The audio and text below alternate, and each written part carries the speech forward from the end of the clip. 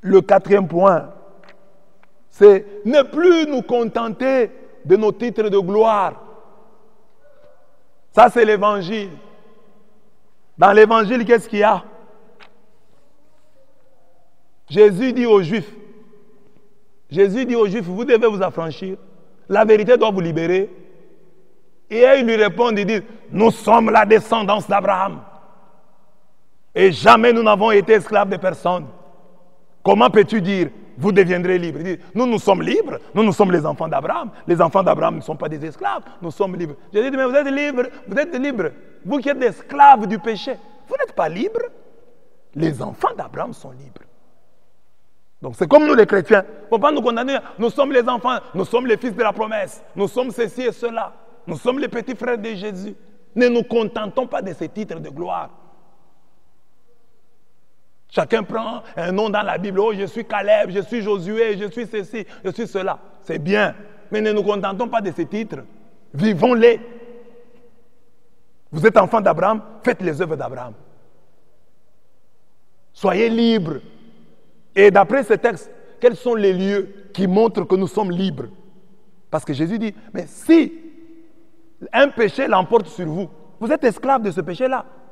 En vérité, je vous le dis, quiconque commet le péché est esclave. Je suis fils d'Abraham, esclave du péché, esclave du mensonge. C'est comme aujourd'hui, le 1er avril, oh je dois mentir. Comment toi tu as envie de mentir comme ça? Comment tu as envie de mentir? D'ailleurs, ta vie tout entière est pleine de mensonges. Et tu veux encore qu'on te donne un jour pour mentir. Mais tu as déjà tous les jours de l'an, tu mens. Tu vis dans le mensonge. Et tu cherches encore un jour pour mentir. Toi, tu aurais besoin de chercher un jour, au moins un jour où tu dis la vérité. Parce que tu n'en as pas. Cherche au moins un jour où tu dis la vérité. Parce que tous les jours ici, tu mens. Et tu ajoutes encore le 1er avril, on va mentir. Comme si tu n'avais pas l'habitude de mentir. Le mensonge. La vérité vous affranchira et vous serez libre. Alors, quels sont les lieux de notre liberté? Là, nous devons dire non, nous ne nous contentons pas de dire nous sommes libres, nous sommes des fils d'Abraham, mais des preuves. Là où est administrée la preuve que nous sommes réellement fils d'Abraham, que nous sommes libres.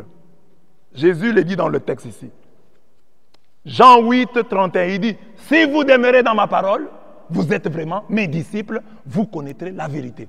Alors, si tu veux savoir, est-ce que moi je suis libre? Regarde ton attitude vis-à-vis de la parole de Dieu. Est-ce que tu demeures dans la parole? Est-ce que tu aimes la parole? Est-ce que tu la mets en pratique? Est-ce que tu es content de l'écouter?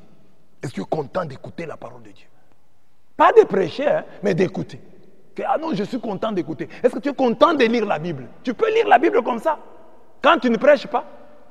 Je suis content de faire l'étude de la parole de Dieu. La parole de Dieu réjouit mon cœur. Si la parole de Dieu ne te donne pas la joie, tu es encore esclave. Ce sont des signes d'esclavage.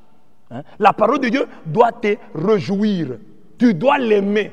Comme Paul dit aux Colossiens, Colossiens 3, 16, il dit que la parole du Christ habite parmi vous abondamment.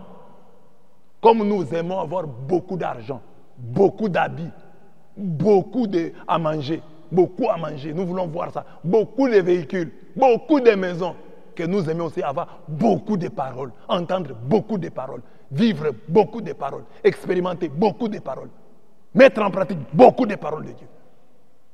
Quand vous avez cette soif de la parole de Dieu, vous êtes libre. Mais si vous n'aimez pas la parole de Dieu, vous n'êtes pas libre.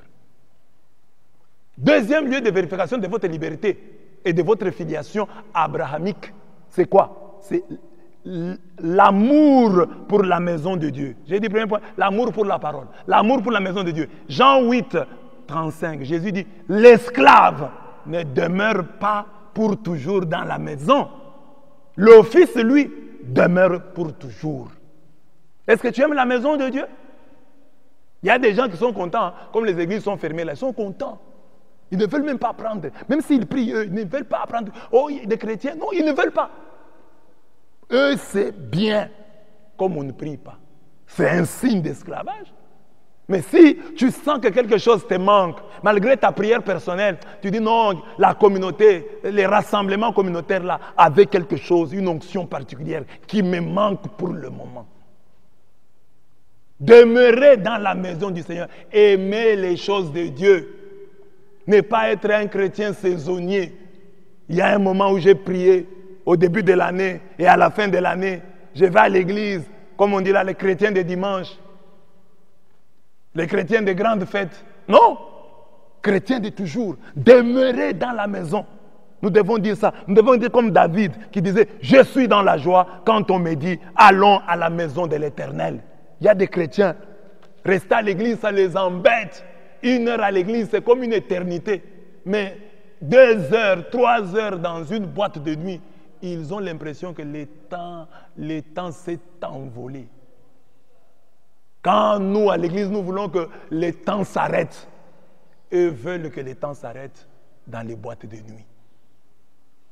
Quand nous pleurons parce que les églises sont fermées à cause de cette pandémie, eux regrettent que les boîtes soient fermées à cause de cette pandémie. Tu es esclave. Tu dois aimer. Et la maison de Dieu, ce n'est pas seulement le bâtiment. La maison de Dieu, ce sont les choses de Dieu. C'est Dieu lui-même demeurer en lui.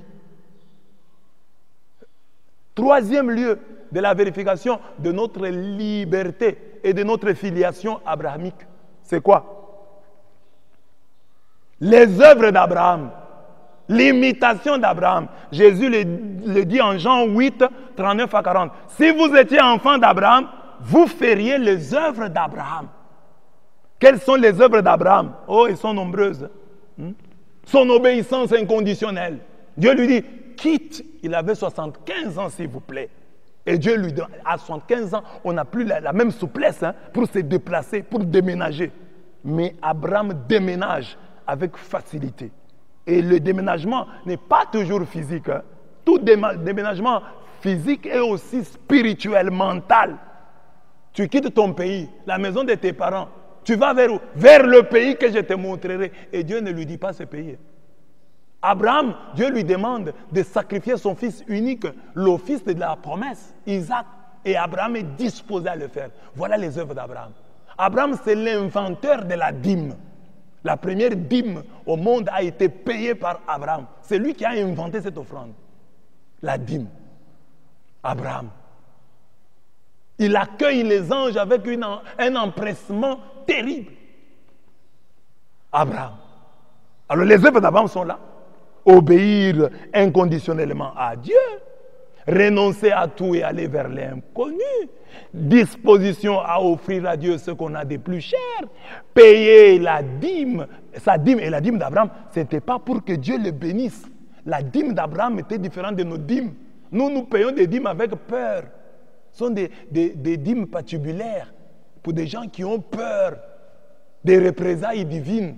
Mais Abraham paye la dîme en guise d'action de grâce.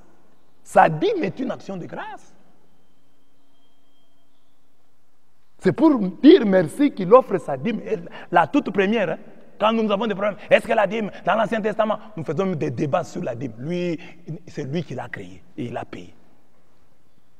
Il a accueilli chaleureusement